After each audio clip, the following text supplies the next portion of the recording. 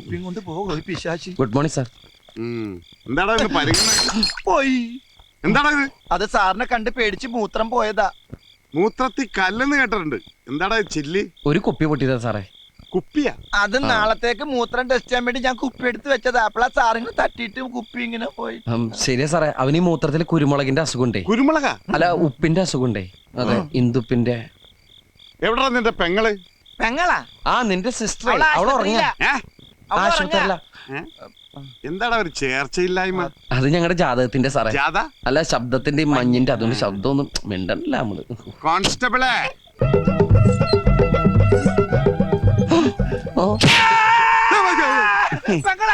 പെങ്ങള് എന്ന് ഇവനാ. എടാ തെണ്ടി, തലക്ക് വെളിവില്ലാത്ത ഒരേ ഒരു പെങ്ങളല്ലാടാ നിനക്കുള്ളൂ.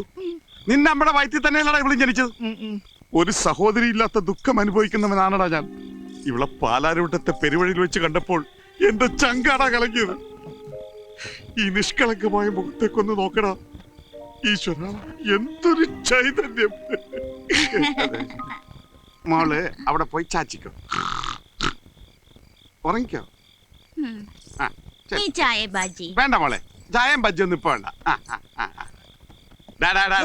ഇനി ഈ സ്റ്റെപ്പ് വിട്ടോളൂ പുറത്തിറങ്ങിയ അകത്താകുന്ന നിങ്ങൾ രണ്ടുപേരും ആയിരിക്കും. ചമ്മന്തി ആയിക്കളെ ഞാൻ.